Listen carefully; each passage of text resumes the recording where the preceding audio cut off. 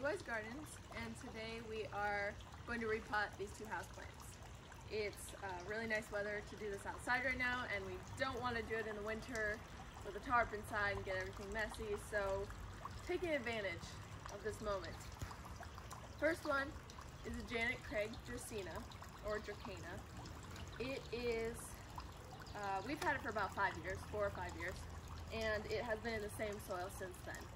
We have been able to fertilize it during the warmer months in the house, so when it's more active growing, it has more light.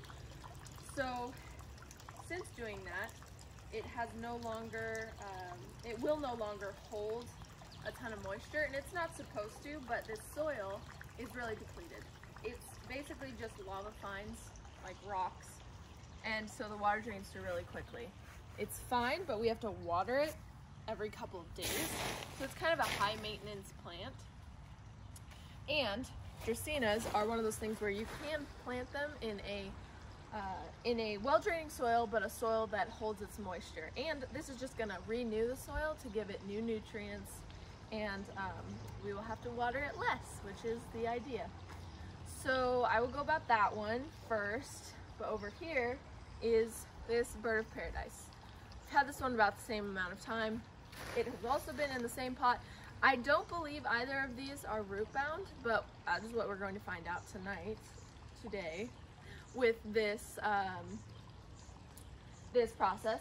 This one we're going to unpot and rearrange and also renew the soil, and hopefully that will encourage it to grow new spikes. It's been outside, so it's been beat up a little bit by some wind and some more sunlight than it usually gets. So go about that one second. Dive right into this one. So if it's not root bound, it should come out pretty easily. I think I'm just gonna gently wiggle out the stems. No, maybe not. Oh, I will kind of press on this. I can feel that it's basically just rocks, or at least it feels like it. And this one will probably come apart, each stem, because that is how they are planted. I can't help you. Yay! So I had the opportunity to rearrange these, or try to keep them in the same arrangement. Or you can also like divide them and Totally. give people starts. If That's you really so true, and that's how they create them in the greenhouses and the areas that they grow them. Is that they basically take a cutting from a large plant, root it, get it rooted, and then pot them all together. So you can see all of this is dead, and this is where the activity lies. Little root ball.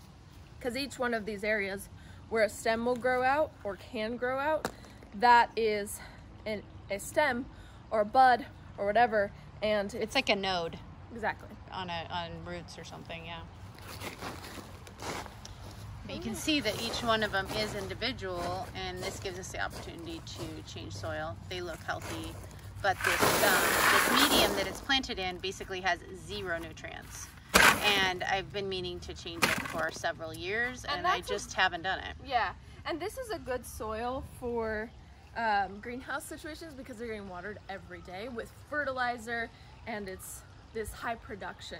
In a house, you've got a lot less sunlight usually, which Dracaenas can handle, and you also aren't going to fertilize it every day, most likely in the water or whatever. You just can't, or that's too much water or whatever it is, doesn't have enough drainage, enough airflow. Right. So in a house, we want to go for something that is well draining, doesn't get bogged down, it's not heavy, but it also holds moisture for at least a week or so.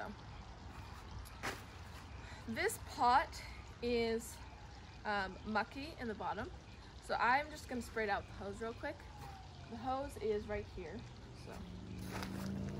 So I'm just going to talk about a little bit about something. When you buy tropical plants, usually they will be planted according to the best soil or conditions that they would grow naturally, maybe out in, where this actually grows in some like tropical place or an island or, that kind of thing. Of course, it would be just growing on the edge of the beach or an edge of, some volcanic area. And so again, like she said, it's getting nutrients, it's getting water very regularly. And what's happened with this plant is that I haven't taken care of repotting it just because I just haven't tackled it.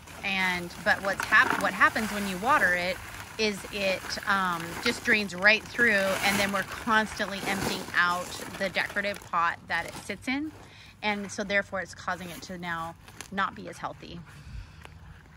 So she's just filling up with some standard potting soil. Are you going to add any of that cactus mix? Yeah, so I've filled it up a little bit more than halfway, which I'll probably undo here. Yeah. Because are you going to mix any of that in?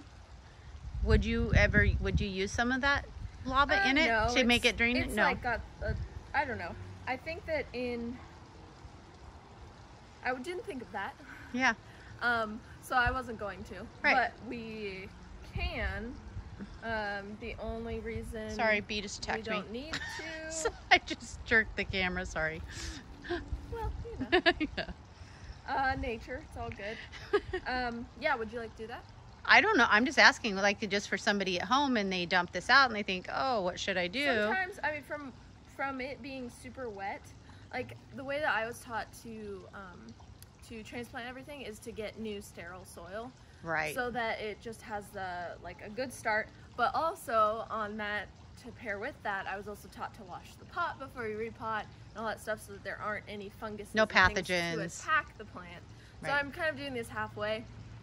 Right. This is for homeowners. This is for like practical, you can totally real DIY. Wash the pot. This one didn't seem to have any diseases or funguses. No white fly, no mealy bugs. So I basically am kind of going off of that and doing this in a more relaxed manner.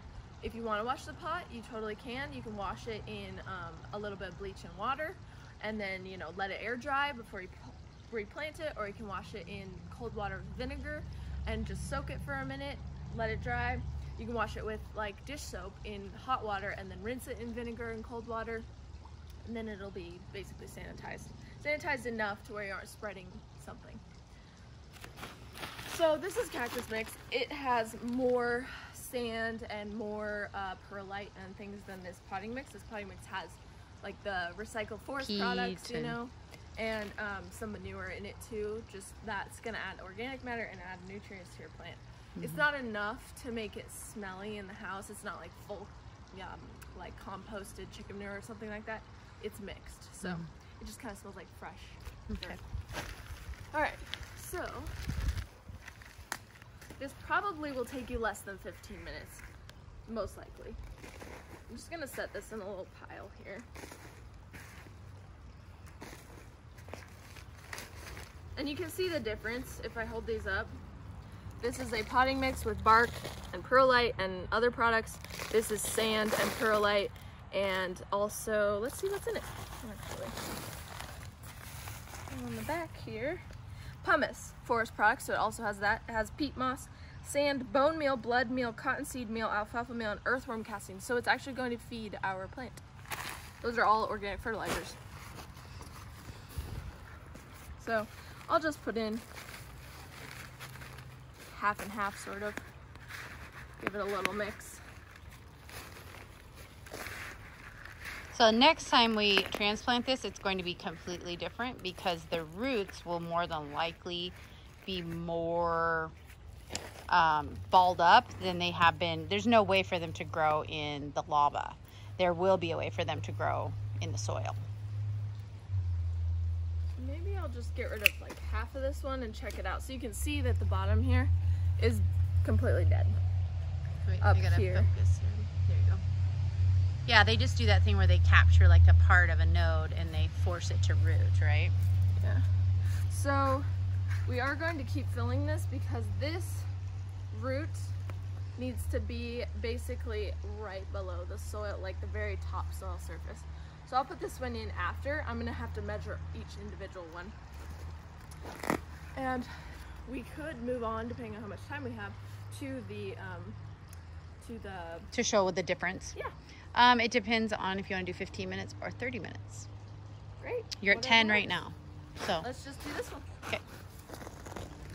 This one's kind of the same thing. You can see it's got a lot going on up here if you want to come closer.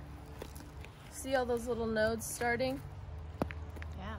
Poking out there. Yeah. Those are either old or they were under the soil enough to receive enough moisture to get them going. So do those the kind of palmy Dracaenas that look like, they call them like corn palms or something? Yeah.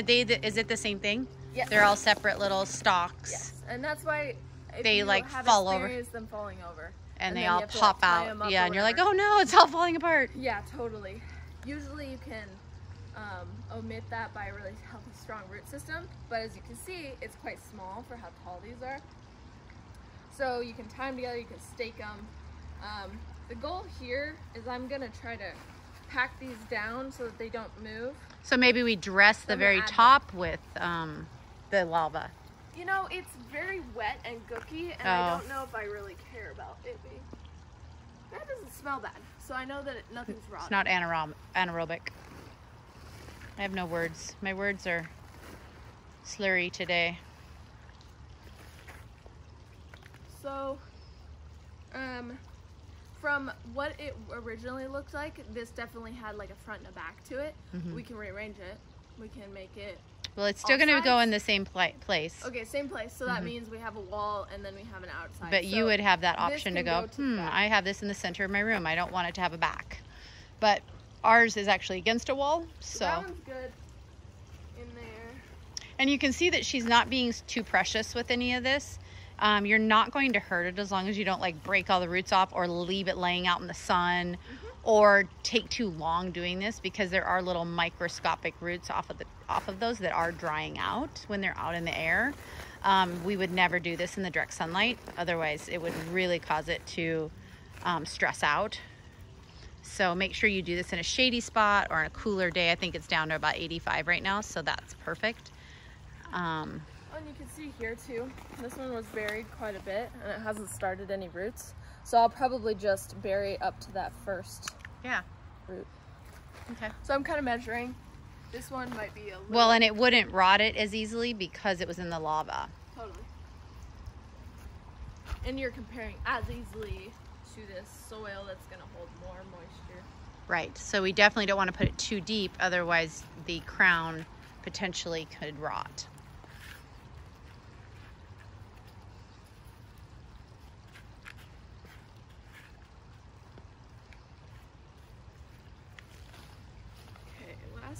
One. And in this, you can also take time to take out the ugly or diseased, or I don't think it's disease. They're just the leaves that are showing water stress, the leaves that are showing some kind or just of stress. age. You can trim them. You can just pull them out, however it works. Some of these have brown tips. I could trim those off just with some sharp, clean scissors. They will just get brown again. I usually just pull them off. Like if they're more than a third brown, I just pop them off. Or I wait until they actually turn brown. And you never want to remove you never want to leave just a few leaves, because that can stress the plant out. Right. It's going to be in such a calm environment in our house that that our like transplanting and ripping up its roots and stuff shouldn't stress it too much. But if you see stress afterwards, if you see stress like a couple weeks after you've transplanted it, that's pretty normal. We aren't removing a ton of these leaves, so it's just going to remove it by itself slowly by the process that it has to go through. And this one might need to be put in a little bit. Okay, so I think this super tall one, or maybe it's the same height. No, it's the tallest. Okay, it's gonna go to the back here, and I'm gonna have to like hold them all in there, then put the soil on, and try to get them to stay. At least you have those little like kind of like stakes on the bottom. You could poke them in. I don't know that they'll stay. I could cut those off completely. I don't know though, because I think that they will hold it up while it's rerooting. Yeah. And this only has to be as precise as you want it to be. Use your head as something, an extra arm. This is where you're going to use your do this with arm. 2 people. This is where a tripod would be helpful, because then I could help you. No, you're the cameraman. I'm the camera woman. Sorry. Oh man. Okay.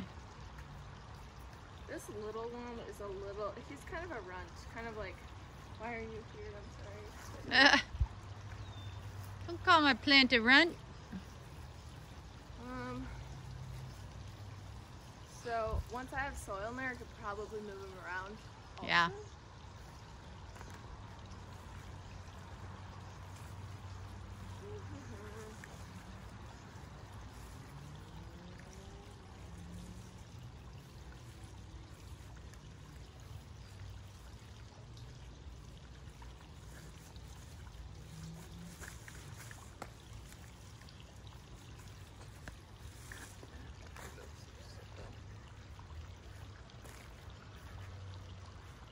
She's struggling and she's not talking.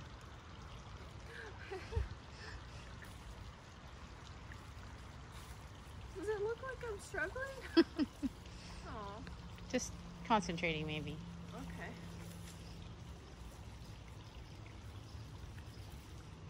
Alright, they're all about the same level.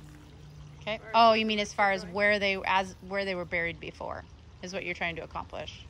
Yes. And now I'm just gonna backfill. Slowly I can rearrange them as I go. I'm just gonna kind of mix in this material.